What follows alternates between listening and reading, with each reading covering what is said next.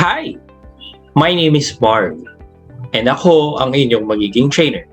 In this video, you will learn kung paano gamitin or kung ano ang gagawin sa options.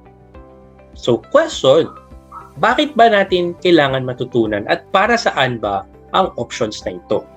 Magbibigay tayo ng halimbawa para mas madali nating maintindihan.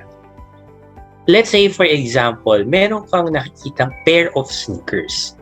At yung sneakers na yun, meron siyang limited edition, meron din siyang premium edition.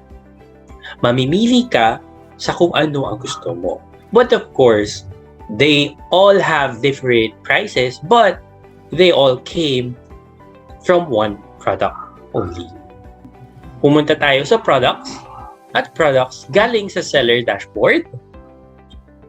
Pagkadating sa product dashboard, pumili tayo ng product para malagyan natin ng options. Then, click the options tab.